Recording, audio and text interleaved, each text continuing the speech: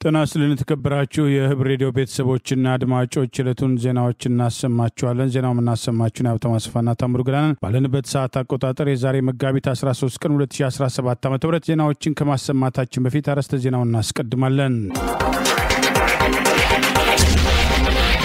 የዘመቻ አንድነት የተጠናከረ ወታደራዊ ድል፣ የአርበኛ ዘመነ ካሴ ምላሽ፣ የፖለቲካ እስረኞቹና ስም ማጥፋቱ፣ የፋኖ ማስጠንቀቂያና ጥሪ፣ የጦር አመራሮች እስር፣ የቱርክ ህዝባዊ ተቃውሞና ሌሎችም ወቅታዊ ዜናዎች አሉን። ዝርዝሩን እነሆ።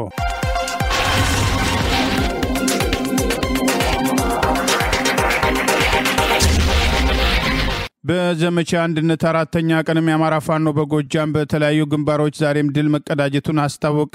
ፋኖ በተናበበና በተቀናጀ መንገድ እየወሰደ ያለውን ወታደራዊ እርምጃ ተከትሎ ጠላት ከፍተኛ ሽንፈት እያስተናገደ መሆኑን ገልጿል። የአማራ ፋኖ በጎጃም ዛሬ መጋቢት 13 ቀን 2017 ዓ.ም የዘመቻ አንድነት አራተኛ ቀን ውሎችን አስታኮ ባወጣው መግለጫ በተለያዩ ግንባሮች የተደረጉትን ውጊያዎች መሰረት አድርጎ በጠላት ላይ ከፍተኛ ሰብአዊና ቁሳዊ ኪሳራ ማድረሱን አስታውቋል። አንደኛ ክፍለ ጦር ኮሎኔል ታደሰ ሙሉነ ብርጌድ በሰራው አስደናቂ ኦፕሬሽን አማሪት ከተማን መቆጣጠር መቻሉን የገለጸው ይህ መግለጫ በከተማው የነበረው የጠላት ኃይል አብዛኛው ሲደመሰስ የተረፈው ቻይና ካምፕ ወዳለው ኮንክሪት ምሽግ ፈርጥጦ ነፍሱን ማትረፉን ገልጿል። ኮሎኔል ታደሰ ሙሉነ ብርጌድና ሶስተኛ ክፍለ ጦር ቢተወደድ መንገሻ ጀምሬ ዳጊ ከተማ ላይ ከፍተኛ ተኩስ መክፈት ጠላት ላይ ከፍተኛ ኪሳራ ማድረስ የቻሉ ሲሆን በዚሁ ግንባር በተናበበና በተቀናጀ መንገድ በሁለቱ ክፍለ ጦሮች አውደ ውጊያዎች ሞርተርና ሌሎች የቡድን መሳሪያዎች መጠቀም የቻለው ፋኖ ጠላትን መግቢያ መውጫ ያሳጣ ውጊያ እንደነበርም ተገልጿል። በዚህ አውደ ውጊያም ጠላት ክፉኛ በመመታቱ ራሱን ለማዳን ዓለም አቀፋዊ ወንጀል የሆነውን የሃይማኖት ተቋማትን እንደ ምሽግ እስከ መጠቀም የደረሰ ሲሆን በዚህ መሰረትም ስላሴ ገብርኤልና ሚካኤል ቤተክርስቲያን ምሽግ በማድረግ ራሱ ሲከላከል መዋሉን አሁንም አካባቢውን ፋኖ በመቆጣጠር ጠላት ቤተክርስቲያን ላይ ብቻ መሽጎ እንደሚገኝ ገልጿል። በአውደ ውጊያ ሁለቱ ክፍለ ጦሮች ብዙ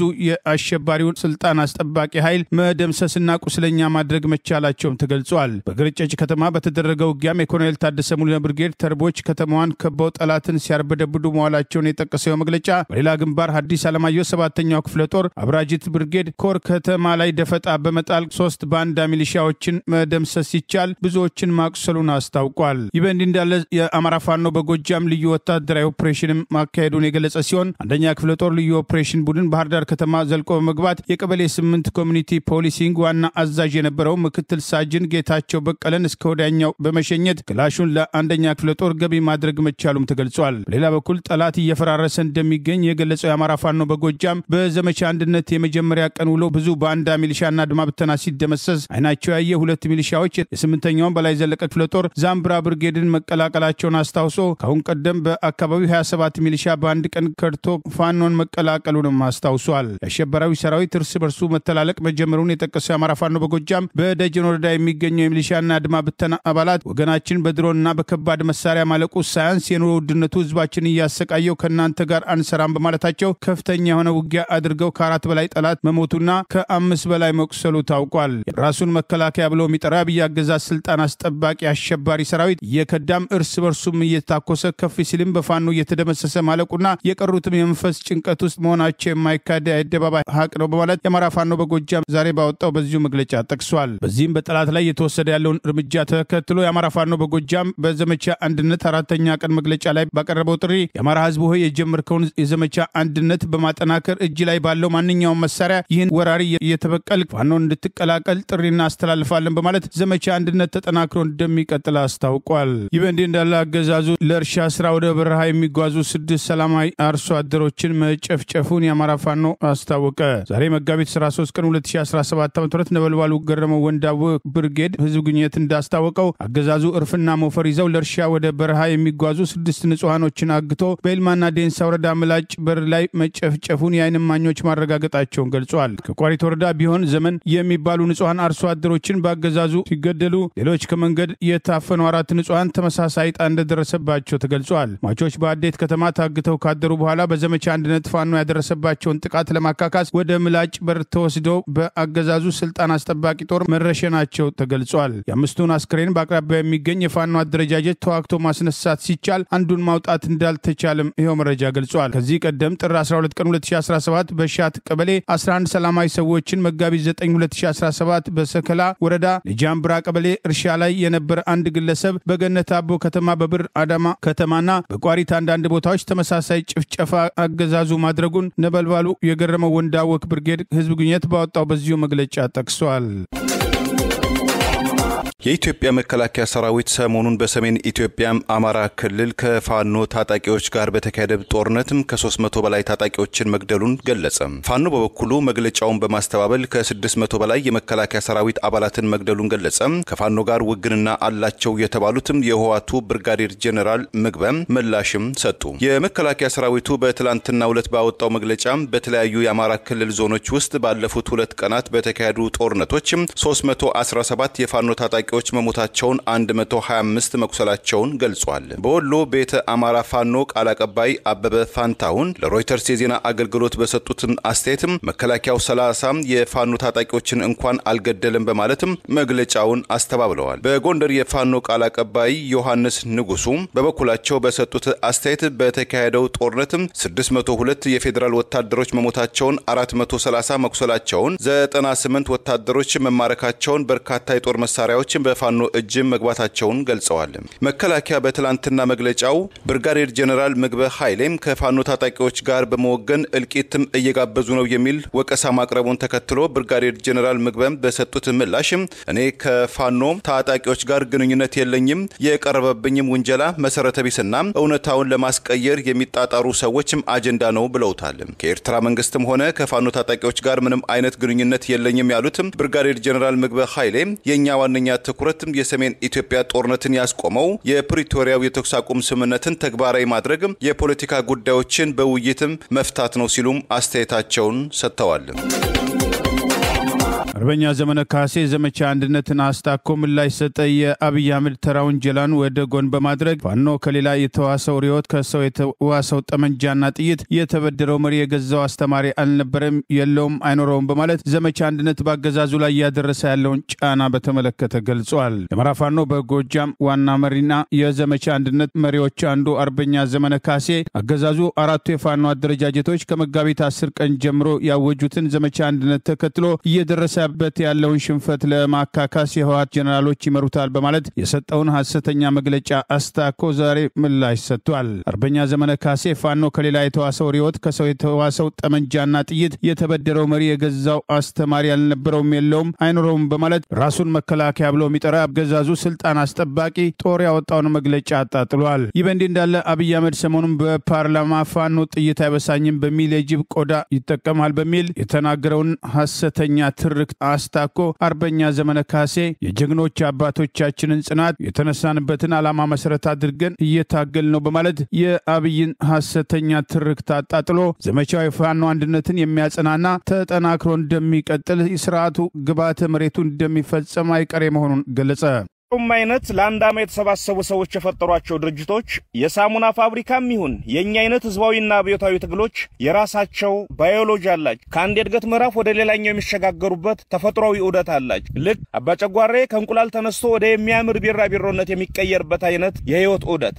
ይህን በቅጡ የሚረዱ የአማራ ፋኖ አመራሮች በዚህ ቅጽበት የቆምንበት አንድ ባንድ ሜትር የሆነ መሬትና ሁኔታ እንኳን በዚህ ለውጥ ሂደት ውስጥ ያለ ለውጥንም የፈለገ መሆኑን በመገንዘብ ላለፉት 3 ወራት በአንድ እጃቸው አደረጃጀቶችን በመፈተሽና በመልሶ ማደራጀት በጥልቅ ግምገማና ርማት አካባቢው አንድነቶችን በማበጀት በአመራርና ኮማንዶ ስልጠናዎች ወዘተ ራሳቸውን ሰቅዘው ይዘው በሌላ እጃቸው ጠላት ላይ በመተኮስና የብልጽግናን ወታደራዊ ኢኮኖሚያዊና ዲፕሎማሲያዊ ካምፕ በማፍረስ አብዮቱን ሊጠልፉ ያሰፈሰፉ የሩቅና የቅርብ ኃይሎችን በየግንባሩ በመመለስ ላይ እየተጓዙ በባጁበት ወኔውና ጉልበቱ ተመጦ የሥርዓቱ ጓዳ ጎድጓዳ ተገልጦ የዳንኤል ክብረት የክህደት አፍ ብቻ የቀረው የአብይ አህመድ ዘረፈጅ ቡድን ፋኖ ተዳክሟል፣ ፋኖ አርጅቷል፣ ፋኖ አንድ ጥይት መተኮስ አቅቶታል፣ ፋኖ ቁሞ መተኮስም በአንድ መቆምም ተስኖታል ወዘተ ሲለን ሰነበት።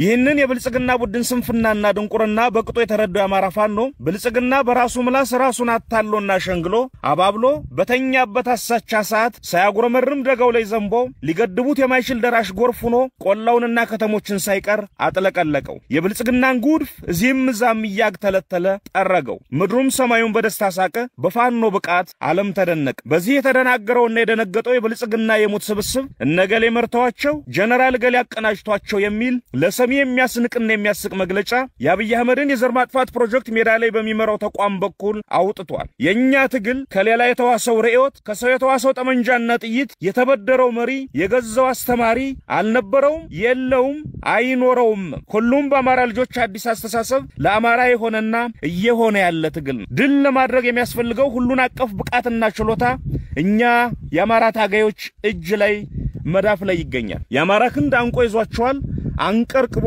ካፈር ይደባልቃቸዋል። ከዚህ አኳያ ዘመቻ አንድነት ብዙ ጥልቅ ግቦችን ያዘለ ዘመቻ ነው። አንደኛውን ግብ 100 መጥቷል። የአማራን ትግል በአንድ መዋቅር በመጠርነፍ ምዕራፍ 1 ይጠናቀቃል። የትግሉን አንድነት አረጋግጦ ወደ ምዕራፍ 2 ግዙፍ ስትራቴጂክ ግብ ይንቀሳቀሳል።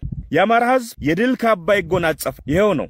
በዚህ አጋጣሚ የ21ኛው ክፍለ ዘመን ካሊጉላ አብይ ሆይ አማራ በጅብ ግልገል ሳይሆን በሚየ ምኒልክ፣ በአፄ ቴዎድሮስ፣ በልጅ ኢያሱ፣ በበላይ ዘለቀና በጀነራል አሳምነው ጽጌ ግልገሎች እየተመራ ገጥሞሃል። እጣፋንታ አሳፋሪ ውድቀት ነው ይልሃል። የአማራ ጀግኖች ትግል ጅብ ሆኖ ይበላሃል። አማራን ጨርሰ ሳታጠፋው በህብረቱ ያጠፋል። በፍጹም አንድነቱ ያሸንፋል። በጅብ ቆዳ ሳይሆን በአባቶቹ አምላክና በአባቶቹ ጥበብ የሚታገዘው አዲሱ ትውልድ መቀመቅ ይከታል። ድል ለአማራ ህዝብ፣ አንድ አማራ፣ አዲስ ትውልድ፣ አዲስ አስተሳሰብ፣ አዲስ ተስፋ። መጋቢት 13 በሰዎች ዝውውር የተከሰሱ የመከላከያ ሰራዊትም አባላት በእስራት ተቀጡ። በህገወጥ የሰዎች ዝውውር ተሰማርተዋል የተባሉ አንድ ከፍተኛ የአገር መከላከያ ሰራዊት አዛዥን ጨምሮ ሁለቱም የሰራዊቱ አባላትም በ8 ዓመት ከ5 ወራትም ጽኑ እስራትም ተቀጥተዋል። በትላንትናው ዕለት በአርባ ምንጭ ከተማ በተሰየመው የጋሞ ዞን ከፍተኛ ፍርድ ቤት ባሳለፈው የፍርድ ውሳኔ ቅጣቱ የተወሰነባቸው በሰራዊቱ የደቡብ እዝ 202ኛ ኮር 1ኛ ሬጅመንት አዛዥ ሻምበል መብራቱ ታዴና በሬጅመንቱ የኦራል መኪና አሽከርካሪ በሆነ ወታደር ጌታቸው ክብረት በተባለ ግለሰብ ላይ ሲሆን አዛዡና የሰራዊቱ አባል ቅጣቱ የተወሰነባቸው ባለፈው ህዳር 16 2016 ዓ.ም 52 ኤርትራውያንን በሰራዊቱ ተሽከርካሪ መኪና በመጫን ወደ ኬንያ በማሻገር ላይ እንዳሉ በቁጥጥር ስር በመሆናቸው የጋሞ ዞን ከፍተኛ ፍርድ ቤት ፕሬዝዳንት አቶ ሽመልስም ጮራ ለዶቼ ቬሌም ገልጸዋል። የፌደራል ፍትህ ሚኒስትር አቃቢ ህግ ክሱ በውክልና በጋሞ ዞን ከፍተኛ ፍርድ ቤትም እንዲታይለት ባቀረበው የክስ መዝገብ መሰረት የተከሳሾቹን ጉዳይ ሲመለከትም ቆይቶ ተከሳሾቹ የሰዎችም ዝውውርን ወንጀልን የፈጸሙትም ለግዳጅ የተሰጣቸውን የሰሌዳ ቁጥር መከላከያም ኮድ 2/2347 የሆነ ኦራል ተሽከርካሪ መኪናን በመጠቀም ሰዎችን በማጓጓዝ ላይ እንዳሉ የተያዙትን በደቡብ ኢትዮጵያ ክልል አሌ ዞን ቀርቀርቴም በተባለ የገጠር ቀበሌ ውስጥ ሲሆን ተከሳሾቹ በፎቶ በሰነድና በሰው ምስክር የቀረበባቸውን ክስም ያስተባብሉም አልቻሉም ተብሏል። የዞኑ ከፍተኛ ፍርድ ቤት ዳኛ እንደተናገሩት በእያንዳንዳቸው በ8 ዓመት ከ5 ወራት ጽኑ እስራትም እና እንዲሁም በ10,000 ብር የገንዘብ መቃጮ እንዲቀጡ መወሰኑም ተገልጿል። በሌላ ወንጀል ነክም ዜና የመከላከያና የፌደራል ፖሊስ ልብስ በመልበስ መሳሪያን በመታጠቅ ግለሰቦችን በማፈን ለሞት ዳርገዋል የተባሉ ተጠርጣሪዎች ሰሞኑን በቁጥጥር ስር ዋሉ።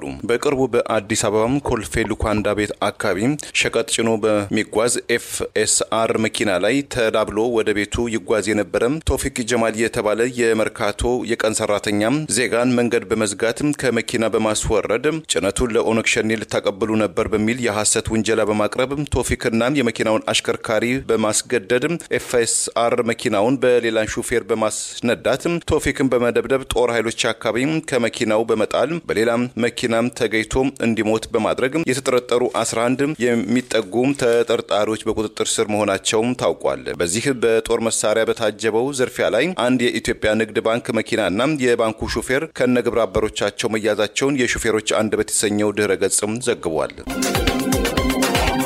በወሎ ግንባር ዛሬም በዘመቻ አንድነት 4ኛ ቀን የተለያዩ ድሎች ተመዝግበዋል። ኦፕሬሽን መካነ ሰላም በዘመቻ አንድነት በጠላት ላይ ከፍተኛ ኪሳራ ደርሷል። የአማራ ፋኖ በወሎ ቤት አማራ በዘመቻ አንድነት 4ኛ ቀን ምዕራብ ወሎ ኮር ኢንጂነር ደሳለኝ አሰፋ ክፍለ ጦር መካነ ሰላም ከተማ አቅራቢያ ልዩ ስሙ አደሬ ቆቦ ተብሎ በሚጠራው ስፍራ ላይ ድንገተኛ የደፈጣ ጥቃት በመሰንዘር ጠላት ያላሰበውን ሰብአዊና ቁሳዊ ኪሳራ ያስተናገደ ሲሆን በዚህም ካብያ ገዛ በዚህ ድንገተኛ የተጠና ወታደራዊ ኦፕሬሽን የአድማ ብተና አዛዥን ጨምሮ ሌሎች በፓትሮል ላይ የነበሩ ከ15 በላይ የአብይ አገዛዝ ስልጣን አስጠባቂ ጦርና አብሮት የተሰለፉት ባንዳዎች ጥምር በሚል ሲንቀሳቀሱ ከጥቅም ውጪ ማድረግ መቻሉ ታውቋል። በዘመቻ አንድነት 4ኛ ቀን በተሰራው በዚህ ኦፕሬሽን ከ10 በላይ ጠላት ኃይል ሲደመሰስ ትጥቃቸውን ፋኖ ገቢ ማድረጉን የምዕራብ ወሎ ኮር ህዝብ ግንኙነት ባወጣው መግለጫ ጠቅሷል። ጠላት ባልተጠበቀ የፋኖ ጥቃት የተደመሰሱትን አስከሬን ጭኖ ወደ መካነ ሰላም የወሰደ ሲሆን በከባዱ የቆሰሉት ወደ መካነ ሰላም ጀነራል ሆስፒታል ለሕክምና መግባታቸው ተረጋግጧል። ሆስፒታል ከገቡ በኋላም ህይወታቸው ያለፈ የጠላት ወታደሮች መኖራቸውን ምዕራብ ወሎ ኮር ዛሬ መጋቢት 13 ቀን 2017 ባወጣው መረጃ አስታውቋል። በመካነ ሰላም ግንባር የሚንቀሳቀሰው የአማራ ፋኖ በወሎ ቤተ አማራ ምዕራብ ወሎ ኮር ኢንጂነር ደሳለኝ አሰፋ ክፍለ ጦር በዛሬው ዕለት በተለያዩ ሁለት አቅጣጫዎች ከሰሜን ምስራቅ እዝ 801ኛ ኮር 44ኛ ክፍለ ጦር አቅጣጫዎች ራሱን መከላከያ ብለው የሚጠራ አብይ አገዛዝ ስልጣን አስጠባቂ ጦር ሰሜን ምስራቅ እዝ 801ኛ ኮር 44ኛ ክፍለ ጦር ሰራዊት ጋር እንዲሁም አብረውት ከተሰለፉት ባንዳ አድማ ብተናና ፖሊሶች ጋር በጥምር ተንቀሳቅሰው የፋኖን ጥቃት መቋቋም አቅቷቸው በየግንባሩ ከፍተኛ ሰብአዊና ቁሳዊ ኪሳራ እንደደረሰባቸው ታውቋል። የመካነ ሰላም ዙሪያ ገጠር ወረዳ አንዱ ቀጠና ጠላትን በደፈጣ መግቢያ መውጫ በማሳጣት ከፍተኛ ኪሳራ በማድረስ በሜታ ቀጠና በኩልም ለወረራ የመጣው ኃይል የክፍለ ጦሩ ብርጌዶችና ሻለቆች በተቀናጀና በተናበበ መንገድ የወሰዱትን እርምጃ ተከትሎ ጠላት ያላሰበውን ኪሳራ ማስተናገዱ ታውቋል። ምዕራብ ወሎ ኮር ኢንጂነር ደሳለኝ አሰፋ ክፍለ ጦር በሜታ ቀጠና በኩል የፋኖን ይዞታ እንደመሳለን በሚል የተንቀሳቀሰው ጠላት ወደ ተዘጋጀለት ቀለበት ከገባ በኋላ የተወሰደውን የተቀናጀ እርምጃ ተከትሎ ከተደመሰሰውና ከቆሰለው የተረፈው እግሬ አውጪኝ ብሎ ወደ መጣበት መፈርጠጡም ታውቋል። ይህ እንዳለ የአማራ ፋኖ በወሎ ቤተ አማራ ምዕራብ ወሎ ኮር መብረቅ ክፍለ ጦር ለወራቶች ሲያሰለጥናቸው የነበሩ በርካታ ኮማንዶዎችን ዘመቻ አንድነት በታወጀበት በዚህ ወቅት ትላንት መጋቢት 12 ቀን 2017 በአብየ ጉርባ ከተማ የድርጅቱ ከፍተኛ አመራሮች የኮርና የክፍለ ጦር አመራሮች እንዲሁም የሀገር ሽማግሌዎችና የሃይማኖት አባቶች በተገኙበት አስመርቋል። በምርቃት ስነ ስርዓቱ ላይ መክፈቻ ንግግር ያደረገው የአማራ ፋኖ በወሎ ቤተ አማራ ምክትል ወታደራዊ አዛዥ አርበኛ ሻለቃ ሀብታሙ ደምሴ የወሎን አንድነት ደከመኝ ሰለቸኝ ሳይሉን ድርጅት እንደመሰረቱ ወደፊትም ትልቁ ስራችን የአማራን አንድነት በቅርብ ጊዜ ማምጣት እንደሚሆንና ትግላችን ተጠናክሮ በቅርብ ጊዜ ድል እንደምናደርግ አልጠራጠርም ሲሉ ለተመራቂ ፋኖዎች ያለባቸውን ህዝባዊ አደራ በማስታወስ ቃላቸውን እንዲጠብቁ ጥሪ አድርገዋል። ሰልጥነን እንዋጋለን፣ እየተዋጋን እንሰለጥላለን በሚል መርህ ትግሉና ታጋዩን በጦር መሳሪያና በእውቀት ብሎም በሰው ኃይል የማጠናከሩ ስራ ተጠናክሮ እንደሚቀጥል የአማራ ፋኖ በወሎ ቤተ አማራ ስልጠና መምሪያ አስታውቋል። በጎንደር ግንባር ዘመቻ አንድነትን ተከትሎ በአራተኛ ቀኑ የተለያዩ ወታደራዊ ድሎች ተገኝተዋል። ፋኖ እየወሰደ ያለውን እርምጃ ተከትሎ ጠላት ከፍተኛ ኪሳራ አስተናግዷል። አራተኛ ቀኑን ባስቆጠረው ዘመቻ አንድነት በጎንደር ግንባር ጠላት ድባቅ እየተመታ እንደሚገኝ የአማራ ፋኖ አንድነት በጎንደር ዛሬ መጋቢት 13 ቀን 2017 አስታውቋል። በማዕከላዊ ጎንደር ቀጠና በጎንደር ከተማ ጠዳ ክፍለ ከተማና አዘዞ ድማዛ ክፍለ ከተሞች ብርቱ የድምሰሳ ውጊያ እያደረገ የሚገኘው የአማራ ፋኖ አንድነት በጎንደር ጎንደር ዩኒቨርሲቲ ጠዳ ካምፓስ በጠዳ 7ኛ ፖሊስ ጣቢያና አቅራቢያ ባሉ ከፍታ ተራሮች በሰፍረው ራሱን መከላከያ ብሎ የሚጠራው አብይ አገዛዝ ስልጣን አስጠባቂ ጦር ላይ ለተከታታይ 15 ሰዓታት ያልተቋረጠ የተቀናጀና የተናበበ የፋኖ ጥቃት የተሰነዘረ ሲሆን በዚህ ጥቃት ሳቢያ 63 የአብይ አገዛዝ ስልጣን አስጠባቂ ወታደሮች ሲደመሰሱ 42 መቁሰላቸው ታውቋል። በፍርሃት ቆፈን ውስጥ የወደቀው የጠላት ኃይል የጎንደር ከተማን ለመከላከል ከየወረዳው ለቃቅሞ ባመጣው የአብይ አህመድ ሰራዊትና ጥቂት ባንዳ ሚሊሻና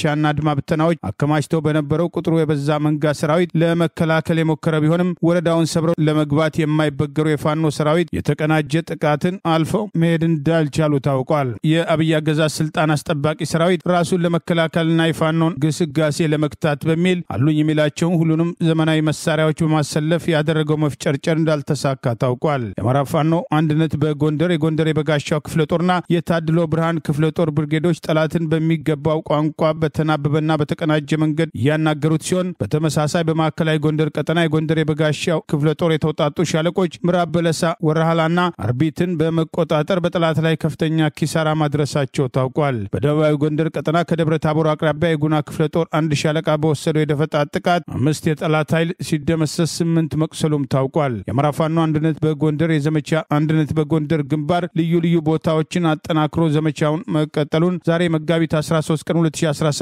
ካወጣው መግለጫ መረዳት ተችሏል።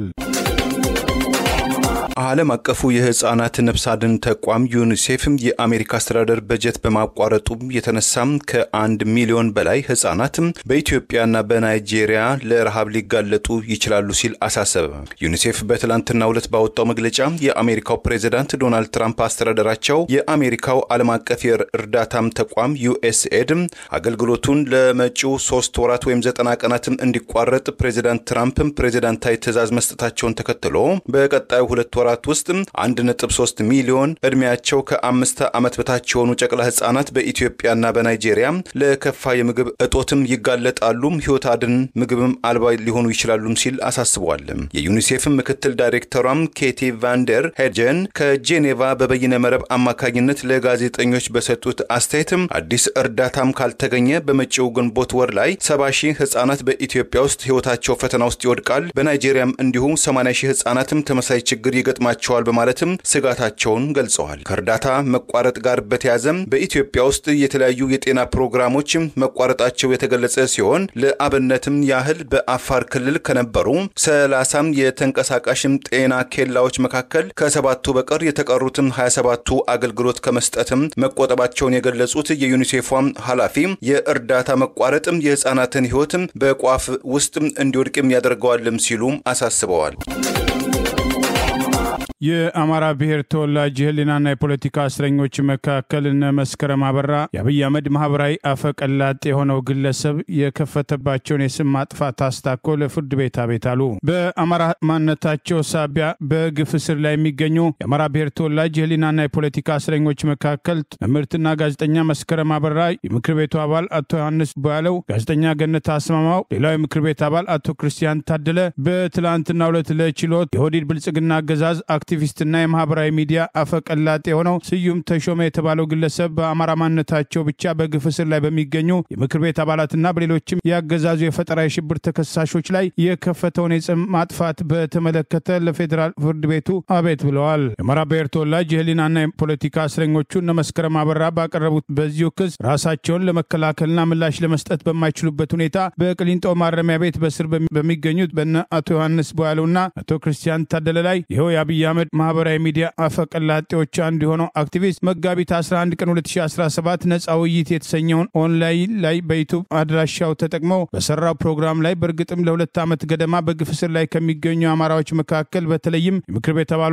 የተከበረው አቶ ዮሐንስ ቧያለው፣ የተከበረው አቶ ክርስቲያን ታደለና መምህርትና ጋዜጠኛ ጸሐፊ መስከረም አበራ እንዲሁም ጋዜጠኛ ገነት አስማማውን ስም እየጠቀሰ ሲሆን እጅል እንደነበር ለፍርድ ቤቱ አስታውቀዋል። በዚሁ ፕሮግራም ላይ አቶ ዮሐንስ ቧያለው እያለ በንቀት ከመጥራቱም በላይ ተንኮለኛ ነው፣ የድንቁርና ሐሳብ ያለው ነው በማለት ልጓምና ለከት አልባ በሆነ አፉ በግልጽ ሲሳደብ ተስተውሏል በማለት ፋኖ ትጥቁን ይፍታ ሲባል የተከበረው ዮሐንስ ፋኖ ትጥቁን መፍታት የለበትም ማለታቸውን ተከትሎ አቶ ስዩም ተሾመ የአማራን ህዝብ ታስበሉታላችሁ፣ ወጣቱን ታስፈጁታላችሁ፣ ይህ የድንቁርና ሐሳብ የአማራን ህዝብ ከፌዴራል መንግስት ጋር ያጋጫል፣ የማይሆን ቅርቃር ውስጥ ይከታል በማለት ምላሽ በመስጠቱ እንዳልተግባቡ በማውሳት ሐሰተኛ መረጃ በማሰራጨትና ይህ ያገዛዙ አክቲቪስት ዮሐንስ ቧያለው ትምህርት አያስፈልግም ያሉ በማስመሰል ከሰሞኑ የአብይ አህመድ የፓርላማ ንግግር በመቅዳት ወጣቱን ከትምህርቱ አስቆመው የጅብ ቆዳ አስይዘውታል በማለት የአብይን የጥላቻ ትርክ መሰረት በማድረግ ህዝብና የፖለቲካና የህሊና እስረኞቹን ሲያጥላላ እንደነበር ታውቋል። ትናንት መጋቢት 12 ቀን 2017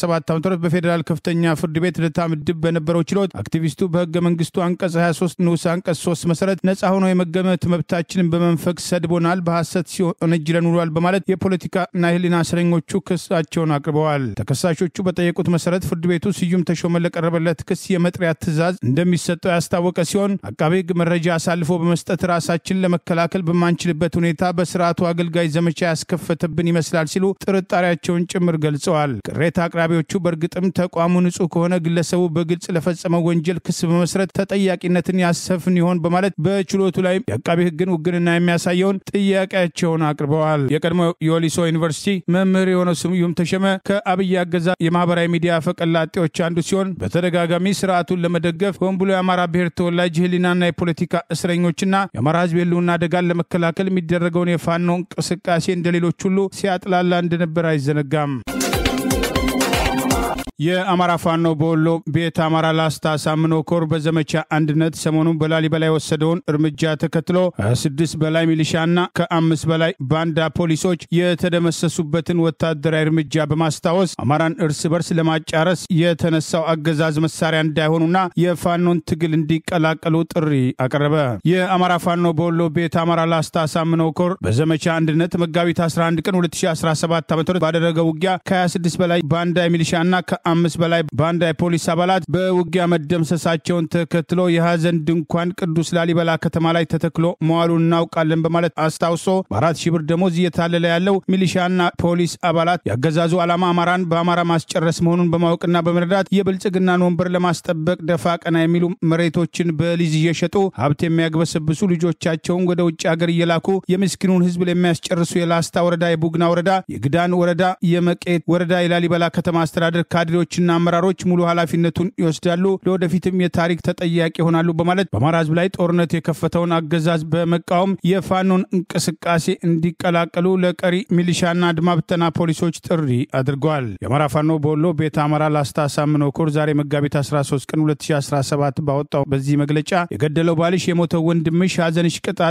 ከቤትሽ ያልወጣ ነውና ነገሩ ስትራቴጂ ተነድፎ አማራን በአማራ የማስጨረስ የብልጽግና እቅድ በመረዳት ወንድሞቻችሁ ላይ አፈሙዝ ከማዞር ተቆጥባችሁ የአማራ ሚሊሻና የፖሊስ አባላት ወደ ወንድሞቻችሁ በየአካባቢያችሁ በሚገኙ የፋኖ አደረጃጀቶች እንድትቀላቀሉ ጥሪያችንን እናስተላልፋለን በማለት የአማራ ፋኖ በወሎ ቤት አማራ ላስታ ሳምኖ ኮር ጥሪ ያቀረበ ሲሆን ጥሪውን ተቀብለው ለሚቀላቀሉ የአማራ ሚሊሻና ፖሊስ አባላት ዋስትናና ኃላፊነት የምንወስድ መሆኑን እንገልጻለን በማለት የአማራ ፋኖ በወሎ ቤት አማራ አስታውቋል። በአማራ ህዝብ ላይ የደረሰው እልቂት፣ የዘር ማጥፋት፣ በአንድ ብሔር ላይ የተካሄደ ግድያና እልቂት የብልጽግናው መንግስት እያድበሰበሰ የሚገኝበት የማዕከላዊ መንግስቱ በሀገሪቱ የሚኖሩ ዜጎች ሁሉ እንደዚህ ካለ እልቂት የመከላከልና የማዳን ኃላፊነት እንዳለበት ዓለም አቀፍ ህግ ቢደነግግም ከክልሉ ውጭ ያሉ አማራዎችን መግደል፣ መድፈር፣ ማፈናቀል አልበቃው ብሎ የሀገር ዳር ድንበር ሉዓላዊነትን ማስከበር የሚገባውን የሀገር መከላከያ ሰራዊት የአብይ አገዛዝ ስልጣንና ዘረኛ አጀንዳውን ለማስፈጸም በማሰማራት ወደ ክልሉ አስርጎ በማስገባት እየፈጸመ ያለውን ጭፍጨፋ በባንዳነት የተሰለፉ ኃይሎች በአግባቡ ሊገነዘቡ እንደሚገባም በዚሁ ጥሪ አስታውቋል። የበጎች ሀገር የተኩላዎች መንግስትን ትወልዳለች ነውና ነገሩ አጭበርባሪነት፣ ሌብነት፣ አጎብዳጅነት፣ ሆዳደርነት በበረታበት ዘመን ውሸት እውነቱን ወይ ጻፋል። አማራ ሆኖ ስለ አማራ መጨፍጨፍ፣ መፈናቀል፣ መጎዳት ከተናገረ እርሱ ትምክተኛ ነው። ከገዢው ፓርቲ ውጭ የተቃዋሚ ድርጅቶች ውስጥ የድርጅቱ መሪ የአማራ ተወላጅ ከሆነ ያ ድርጅት የትምክተኛ አማሮች ስብስብ ነው እየተባለ አማራ እውነተኛ የሀገረ መንግስት ውክልና እንዳይኖረው ተደርጎ መቆየቱንም ይኸው የአማራ ፋኖ በወሎ ቤት አማራ ላስታ ሳምኖ ኮር ዛሬ ባወጣው ጥሪና መግለጫ አስታውሷል። ስርዓት ያልፋል፣ ህዝብ ግን ጊዜያት ሳይወስኑት ይሻገራል። ህዝብ ፈራጅ ነው። እኛም እንላለን የአማራ ህዝብ በአሁኑ ጊዜ ህልውና አደጋ ተጋርጦበት በተወለደበትና በሚኖርበት አካባቢ አትኖርም ተብሎ ጽንፈኛ ትምክተኛ ትናንትና ናፋቂ እየተባለ እየተሰደበና እየተገደለ ይገኛል። ሰሞኑን በተካሄደው ዘመቻ አንድነት በቅዱስ ላሊበላና ሌሎችም ቦታዎች የህልውና ትግል እየተደረገ ሲሆን ሚሊሻውና ፖሊሱ ፊት ለፊት በማሰለፍ የፋኖ ጥይት ማብረጃ እያደረጓችሁ በመሆኑ ከናንተ በላይ ምስክር የለም በማለት ውጊያው ከብዷችሁ ወደ ኋላ ማፈግፈግ ስታደርጉ ሚሊሻዎችና ፖሊሶች በአገዛዙ ስልጣን አስጠባቂ ጦር አመራሮች እየተረሸኑ መሆኑን በማስታወስ ትግሉን ቆርጠው እንዲቀላቀሉ ጥሪ አቅርበዋል። በቻይና ናንጂንግ ከተማ በመካሄድ ላይ በሚገኘው የዓለም የቤት ውስጥ የአትሌቲክስ ሻምፒዮና ኢትዮጵያዊቷ አትሌት ፍሬወይኒ ኃይሉ የመጀመሪያውን የወርቅ ሜዳሊያም ለኢትዮጵያ አመጣች። አትሌቷም ድሉን በመቀዳጀቴም በጣም ደስተኛ ነኝ ብላለች። ቻይና በናንጂንግ ከተማ በመታካሄደው የዓለም የቤት ውስጥ የአትሌቲክስ ሻምፒዮና የኢትዮጵያ የመጀመሪያው የወርቅ ሜዳሊያ ያሸነፈች ሲሆን ዛሬ ሁለተኛ ቀኑን ባስቆጠረው ሻምፒዮና አትሌት ፍሬወይኒ ኃይሉ የድሉ ባለቤት ለመሆን በቅታለች። ዛሬም ከሰዓት በኋላ በተደረገውና በኢትዮጵያውያን አትሌቶችም ከፍተኛ ግምት በተሰጠው በዚሁ የሩጫ ውድድር አትሌት ፍሬወይኒ ኃይሉ ርቀቱን ለማጠናቀቅ 8 ደቂቃ ከ37 ሴኮንድ ከ21 ማይክሮ ሰከንድ የወሰደባት ሲሆን በውድድሩ አሜሪካዊቷ አትሌት ሼልቢ ሆሊያን ሁለተኛ በመውጣት የብር ሜዳሊያም ስታገኝ አውስትራሊያዊቷ አትሌት ጄሲካ ሁል ሶስተኛ በመውጣት የነሐስ ሜዳሊያም አጥልቃለች። አትሌት ፍሬወይኒ ከውድድሩ በኋላ በሰጠችው አስተያየት ይህንን ውድድር ለማሸነፍ በብርቱም ተዘጋጅቼ ነበር። ለማሸነፍ በመብቃቴም በጣም ደስተኛ ነኝ። ወደዚህን ከመምጣቴ በፊት በአገር ቤትም ትንሽ አሞኝ ነበር። ስለዚህ ራሴን በማስታመምና ጉልበቴን የመቆጠብ ታክቲክም ተጠቅሜያለሁ። አሁን ጤነኛ ነኝ ብላለች። ባለፈው ዓመት የ1500 ሜትር አሸንፊያለሁ። ዛሬ በ3000 ሜትር አሸንፊያለሁ። በጣም ደስተኛ ነኝ። የራሴን ጥረት ባደርግም እግዚአብሔር በተቀረው አሟልቶልኛል። ደስታዬ ወደር የለውም ብላለች። በተመሳሳይ ርቀት በወንዶች ምድብ በተደረገው ውድድር ኢትዮጵያዊ አትሌት በሪሁም አረጋዊ ሁለተኛ ሆኖ ለአገሩ የብር ሜዳሊያ ያስገኘ ሲሆን ውድድሩን ኖርዌያዊው አትሌትም ያኮብ ኤንበሬግተሰን አሸናፊም ሆኗል። ሁለቱም አትሌቶች የዓመቱ ምርጥ ሰዓት ማስመዝገባቸውን የዓለም አትሌቲክስ በድህረ ገጹ ላይ አስፍሯል። በውድድሩ አውስትራሊያዊው አትሌት ኬ ሮቢንሰን ሶስተኛ በመሆን የነሐስ ሜዳሊያ ማጥለቁም ታውቋል። ውድድሩ ነገ ሶስተኛ ቀን የሚቀጥል ሲሆን ኢትዮጵያን አትሌቶችም ሊያሸንፉባቸው ይችላሉ ተብለው ግምት ከተሰጣቸው የ800 እና የ1500 ሜትር የፍጻሜ ውድድርም ይገኙበታል። ታላቅ የገቢ ማሰባሰቢያ መርሃ ግብርና ውይይት በላስ ቬጋስ ከተማ። በአማራ ሕዝብ ላይ በግፍ በፋሺስቱ አብይ አህመድ አገዛዝ የተከፈተውን ጦርነት ተከትሎ ሕዝቡን ከጨርሶ መጥፋት ራሱን ለመከላከል በፋኖ ልጆቹ ከፍተኛ ተጋድሎ እያደረገ ቢሆንም አማራን በጥይት በድሮን በከባድ መሳሪያ ብቻ ሳይሆን ረሃብን እንደ ጦር መሳሪያ በመጠቀም ጦረኛው የአብይ አገዛዝ ሰብሎችን አውድሞ ክምር አቃጥሎ ጎተራ ዘርፎ ጤና ጣቢያዎችን፣ ትምህርት ቤቶችን ጨምሮ የቻለውን ዘርፎና ያልተሳካለትን አውድሞ ከፍተኛ ማህበራዊ ቀውስ ለማስከተል እየሰራ ይገኛል። አራቱ የፋኖ አደረጃጀቶች በተቆጣጠሯቸው ነጻ አካባቢዎች የህይወት መስዋዕትነት እየከፈሉ ህዝባቸውን ለመታደግ ከሚያደርጉት ተጋድሎ በተጨማሪ የሰብአዊ ድጋፍ ጥሪ እንዲደረግ የአማራ ፋኖ በሸዋ፣ የአማራ ፋኖ አንድነት በጎንደር፣ የአማራ ፋኖ ጎጃምና የአማራ ፋኖ በወሎ ቤተ አማራ ያቋቋሙት ጊዜያዊ የሰብአዊ ድጋፍ አሰባሳቢ ኮሚቴ በየአካባቢው ካሉ የአማራ ማህበራት ጋር በመተባበር የጠራው የውይይትና የድጋፍ መርሃ ግብር በላስ ቬጋስ በሚካሄደው ታላቅ የድጋፍ ማሰባሰቢያና ውይይት መርሃ ግብር ላይ ረቡዕ ማርች 26 2025 ዓ.ም ከ4 ፒኤም ጀምሮ 2575 ዌስት ዊንድ ሮድ ላይ በሚካሄደው ዝግጅት ላይ ቀሲስ ዲበኩሉ በላይና ረዳት ፕሮፌሰር ትንግርቱ ገብረ ጻዲቅ የሚገኙ ሲሆን በዝግጅቶቹ ላይ በመገኘት በአማራ ህዝብ ላይ የተከፈተውን ጦርነት ተከትሎ የደረሰውን ሰብአዊ ቀውስ ለማገዝ የበኩልዎን አስተዋጽኦ ያድርጉ። የአማራ ማህበር በኔቫዳ በፋኖ ከተወከሉት ጊዜያዊ ሀብት አሰባሳቢ ኮሚቴ ጋር በመተባበር የሶማሊላንድ ራስ ገዝ የተለያዩ የአሳ ምርቶቿን ለባህር በር አልባ ኢትዮጵያ እያቀረበች መሆኑም ተዘገበ። ዓለም አቀፍ ዕውቅና የተነፈጋት ነገር ግን ማዕከላዊ መንግስትን አለን ከሚሉ የምስራቅ አፍሪካ አገራት በተሻለ ሁኔታ ላይ የምትገኘው ሶማሊላንድ ራስ ገዝ በርበራ ቱና የተባለ የአሳ ምርትም ለኢትዮጵያ የአሳ ምርትም ተጠቃሚዎች በማቅረብ ላይ መሆኑን ሆርን ዲፕሎማት ድህረ ገጽም አስነብቧል። እንደ ድህረ ገጹ ዘገባ የሶማሊላንድ በርበራ የታሸገ የቱና አሳ ምርት ወደ ኢትዮጵያ ሱፐርማርኬቶች መደርደሪያ ላይ መቅረብ በኢትዮጵያና በሶማሊላንድ ራስ ገዝ መካከል ያለውን የንግድ ግንኙነትም ጥልቀት ያለው መሆኑን ያመላክታልም ብሎታል። ኢትዮጵያን ሸማቾችም ከፍተኛም ጥረት ላለው ለሶማሊላንድ የባህር ውስጥ ምግቦችም ያላቸውን ምርጫም ያሳያልም ተብሏል። በዳልሺ ግሩፕ ስር የሚሰራው ሳማቱና ፊሺንግ ባንያ ስር የሚመረተው የበርበራም ቱና ምርትም ዓለም አቀፍ ደረጃውን የጠበቀም ዘመናዊነትን ያካተተም ለበርካታ ወጣቶችም የሥራ ዕድል መክፈቱም ተገልጿል። 120 ሚሊዮን ህዝብ ያላት የባህር በር አልባ ኢትዮጵያ በቅርቡ ከሶማሊላንድ ራስ ገዝ ጋር የተፈራረመችው የባህር በር ተደራሽነት መግባቢያ ሰነድ ስምምነት በኢትዮጵያና በሶማሊያ መቃደሾ መንግስታት መካከል ከፍተኛ የዲፕሎማሲ ተቃርኖ ውስጥ ከቷቸው ቱርክ ባደረገችው ጣልቃ ገብነት ሁኔታዎች መለዘባቸው አይዘነጋም። የቱርኩ ፕሬዝዳንት ኤርዶጋን ዋና ተቀናቃኛቸውን ማሰራቸውን ተከትሎ በቱርክ ኢስታንቡል ተቃውሞ ተቀስቅሷል። ተቃውሞ በአገሪቱ የተለያዩ አካባቢዎች እየተስፋፋ መሆኑን የሚጠቅሱ መረጃዎች ወጥተዋል። ከ300 በላይ ሰዎችን አስሬያለሁ በማለት የጉዞ ክልከላ ጭምር የአገሪቱ መንግስት ለማድረግ ተገዷል። ቱርክ የኤርዶጋን ዋና ተቀናቃኝ የሆኑትን ኢማሞግሉ በኤክስ ወይም ትዊተር ገጻቸው ባስተላለፉት መልእክት ተስፋ እንደማይቆርጡና ለሚደረግባቸው ጫና ሸብረክ እንደማይሉ ከጻፉ በኋላ የኤርዶጋን አገዛዝ በቁጥጥር ስር ያዋላቸው ሲሆን ድርጊቱን በመቃወም ዛሬ ቱርካውያን ኢስታንቡል ዋና አደባባይ ላይ በመውጣት ተቃውሟቸውን አሰምተዋል። ኢስታንቡል ከንቲባ ኤክሬም ኢማማግሉ ዋና የኤርዶጋን ተቀናቃኝ የነበሩ ሲሆን መታሰራቸውን በማውገዝ በተለያዩ ከተሞች በተደረጉ ህዝባዊ ተቃውሞዎች የቱርክ ባለስልጣናት 343 ሰዎችን በቁጥጥር ስር ማዋላቸው ታውቋል። ሐሙስ ዕለት የጀመረው በትልልቅ ከተሞች የተካሄደው ህዝባዊ ተቃውሞ ዛሬም ተጠናክሮ የቀጠለ ሲሆን በ10 ሺህ የሚቆጠሩ ተቃዋሚዎች ኢማማግሉን እስር በመቃወም ወደ ጎዳና የወጡ ሲሆን ተቃውሟቸውን በማሰማት ኤርዶጋን ከስልጣን እንዲለቁ እስከ መጠየቅ መድረሳቸውን የሚጠቅሱ መረጃዎች ወጥተዋል። የቱርክ መንግስት ከአገር መውጣትም ሆነ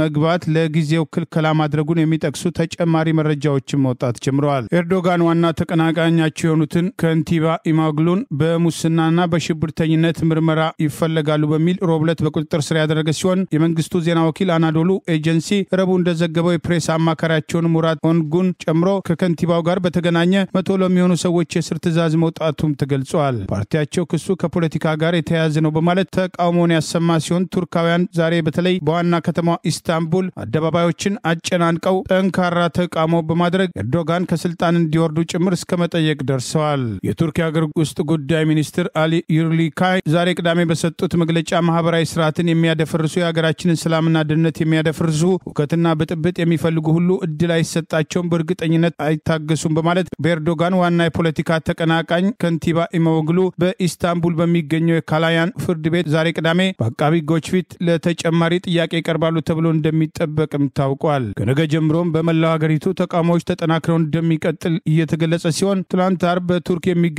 ማህበራዊ ሚዲያዎች በዋናዎቹ የቱርክ ከተማ አንካራና ኢስታንቡል አስለቃሽ ጭስና ውሃ በመርጨት ጭምር ተቃዋሚዎችን ለመበተን ሲንቀሳቀሱ ተስተውለዋል። ኤርዶጋን ዋና ተቀናቃኛቸውን በሽብርና ሙስና ወንጅለው ማሰራቸውን በመቃወም ህዝቡ እያሰማ ያለውን ድምፅ ቲያትርና መፈክሮች ማለት ለማጣጣል የሞከሩ ሲሆን ኢማሞግሉ ከንቲባ እንደ አውሮፓ አቆጣጠር በ2019ና በ2004 እንደገና የተመረጡ ሲሆን የሚቀጥለው ፕሬዝዳንታዊ ምርጫ ለ2028 የታቀደ ሲሆን ተቃውሞውን ተከትሎ ኤርዶጋን ምርጫውን አስቀድሞ ሊጠሩ ይችላሉ የሚል ግምትም እየወጣ ይገኛል። የአብይ አገዛዝን በመደገፍ ድሮን በማስታጠቅ በአማራ ህዝብ ላይ የተከፈተውን ጦርነትና ቀደም ሲል ከትግራይ ጋር የአብይ አገዛዝ ያደረገውን ጦርነት ተከትሎ ለሰላማዊ ሰዎች መጨፍጨፍ ድጋፍ በማድረጋቸው ወቀሳ የሚቀርባቸው አምባገነኑ የቱርክ ፕሬዝዳንት ኤርዶጋን የተነሳባቸው ተቃውሞ የአረቡን አብዮት የሚያስታውስና ተቃውሞ በቀላሉ ይበርዳል ተብሎ እንደማይታሰብም ከቱርክ የሚወጡ ተጨማሪ መረጃዎች ይገልጻሉ። በአማራው የህልውና ትግል ላይ ያተኮረ የመጀመሪያው ሳይንሳዊ ዓለም አቀፍ ጉባኤ ሊካሄድ ነው። በጆርናል ኦፍ አማራ የተዘጋጀው የመጀመሪያው ዓለም አቀፍ ሳይንሳዊ ጉባኤ ማርች 22ና 23 2025 ቅዳሜና እሁድ አርሊንግተን ቨርጂኒያ ይካሄዳል። ይህ ጉባኤ በአማራ ህልውና ትግል ዙሪያ በምሁራን ጥናታዊ ጽሑፍ ቀርቦ ውይይት የሚደረግበት ነው። በሳይንሳዊ ጉባኤው ከአማራ ህልውና ስጋትና ትግል ጋር ተያያዥ በሆኑ አንኳር ታሪክና ቅርስ፣ የማህበራዊና ኢኮኖሚያዊ ተግዳሮቶች፣ የሰብአዊ መብቶችና ፍትህ እንዲሁም ተለዋዋጭ ፖለቲካዊና የደህንነት ሁኔታዎች ላይ ያተኮሩ ጥናታዊ ጽሑፎች ይቀርባሉ። በተጨማሪም ምርጥ ተሞክሮዎችና የተገኙ ልምዶች ይዳሰሳሉ። እርሶም መጥተው ከምሁራኑ ይተዋወቁ፣ ይወያዩ፣ ሐሳቦችን ይለዋወጡ፣ ይመካከሩ። በዚህ ታሪካዊ ዓለም አቀፍ ሳይንሳዊ ጉባኤ ለመታደም ኤቨንት ብራይት ዌብሳይት ጋር በመሄድ አማራ ኮንፈረንስ ብለው በመፈለግ ወይም ይሄንን QR ኮድ ስካን በማድረግ ይመዝገቡ። መቀመጫው የተወሰነ ነው፣ ቀድመው ይመዝገቡ። ማርች 22 እና 23 ለሁለት ቀናት የሚካሄደው ጉባኤ አድራሻ በአሶሲዬሽን ኦፍ ዩናይትድ ስቴትስ አርሚ 2425 ዊልሰን ብሉቫርድ አርሊንግተን ቨርጂኒያ። ዚፕ ኮድ 22201። የመኪና ማቆሚያ ከህንፃው ስር አለ። የአማራ ማህበራት ተቋማትና ምሁራን የዚህ ታሪካዊ መድረክ አጋሮች ናቸው። በጆርናል ኦፍ አማራ አድራሻዎች ይደውሉ፣ ይጻፉ፣ ይመዝገቡ። journal of amara@gmail.com ይመዝገቡ። ጆርናል ኦፍ አማራ an affiliate of the Amhara Professionals Union። ለዛሬ ያሉን ዜናዎች እነዚህ ናቸው። ዜናውን ስታደምጡ ለቆያችሁ የህብር ሬዲዮ ቤተሰቦችና አድማጮች ምስጋናችን ድረሳችሁ። የህብር ሬዲዮ ኦፊሻል ዩቲዩብ ቻናላችንን ሰብስክራይብ ያላደረጋችሁ ሰብስክራይብ በማድረግ በተጨማሪም የደውል ምልክቱን በመጫን የህብር ሬዲዮ ቤተሰብ እንድትቀላቀሉ በአክብሮት እንጋብዛለን። ለወትሮ ሁሉ የህብር ሬዲዮ ቤተሰቦች ፕሮግራሞቻችንን ላይክ በማድረግ ሼር በማድረግ አስተያየቶቻችሁን በመስጠት አብሮነታችሁን እንድትገልጹ በአክብሮት እንጠይቃለን። በድጋሚ እናመሰግናለን። ጤና ይስጥልን። ቸር እንቆይ።